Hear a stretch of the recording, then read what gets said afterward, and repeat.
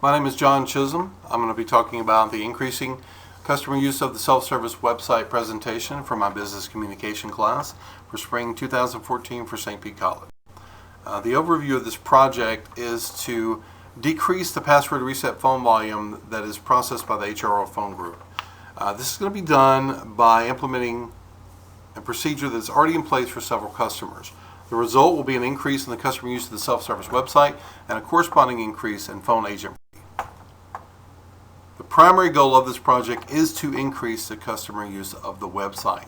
This will be done by focusing on several efforts affecting at least 3 different business areas that I'm talking about in the next few slides. Now, each of these methods has a potential impact to a business area and the stakeholder group. We're going to be directing the flow of traffic to the website. We're going to be removing password reset procedures, and we're going to be enhancing the training to reinforce the current procedures our staff today.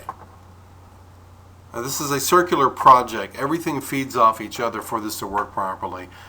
In order for us to increase the use of the customer service website, we have to reduce our inbound phone volume and direct them to that website. Now, this will improve our agent productivity and will also enhance our digital communications options by being able to communicate through them.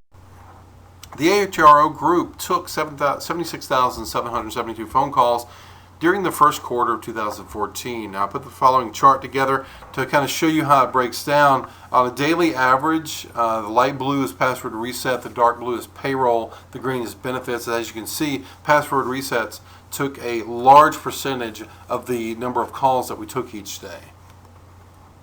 Our goal is to reduce that, and when we reduce that, we will increase our availability for payroll and phone calls. Business area impact of the phone staff is that password resets are no longer going to be processed on the website by call center agents. We'll be advising the customer that we will request that a reset link be sent to their email address on file. So that password reset link is sent to their email address. When they click on that link, it will redirect them to the website for password reset, which requires them to log in to complete. Now, we also propose a more prominent password reset button because right now the one that's currently available kind of blends in. It doesn't really stand out. We want to make sure that when customers go to that site, that's one of the things that pops out and is for them. Business area impact 2 is training. Training pages will need to be updated to remove the steps for all the previous password reset procedures. We will keep the exceptions, of course. The exceptions are, we're not going to change the current procedure for helping customers if they have limited or no access to the website or email, or who simply just insist we perform this function. We'll continue to do that for them. They also have to create reminders to the staff and post some hot topics that will be available when those certain clients call in. That hot topic will pop up to remind them there's a change in the password reset process. They're also going to provide refresher training to the staff during our scheduled team meetings as a way to remind them of this new procedural change. There's a business area impact to IT as well. We decided to implement this on a non-payroll week to minimize any potential network usage issues because we are able to identify that there's a higher website use during payroll week. So we thought we would put this in on a non-payroll week just to mitigate any potential issues. IT will also be available for priority requests from our supervisors for any reported issues for trending from the phone staff. We also propose, once again, an enhanced password reset link. This is a visual update only, no functionality changes. IT said that should be pretty easy to put in since there's more of an increase in font size and color. There are some business area impact risks that I want to cover. Once again, possible network delays due to the increase in customer use.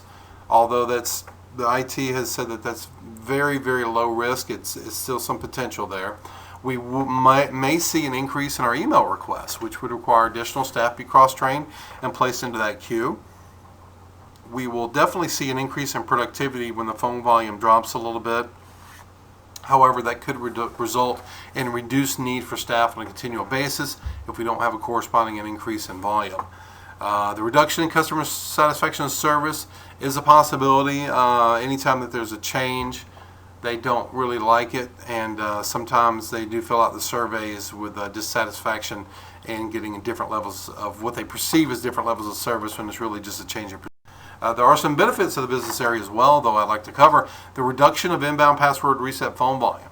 is a definite benefit. Increased availability of phone staff for payroll and benefit queues. Increased use of the self-service website, which is, of course, our ultimate goal. Increased communications to the customer through the website and through email messages. Cross-training opportunity to loan our staff out when our volume is low to reduce our operating costs. And when you look at this in the big picture, you're increasing the productivity of staff with no corresponding increase in costs. We're simply changing procedures to keep all of our clients on the stage. The key stakeholders in this group are training, customer service, phone staff, IT department, and management. We will be doing some communication updates to management. All the procedures related to the reset process are being removed. They will be notified when that's complete. They'll also be notified when the refresher training for phone staff is complete. We're also going to be updating quality scoring be delayed for 30 days to allow for the procedural change to be implemented, and we'll be notifying them on that as well.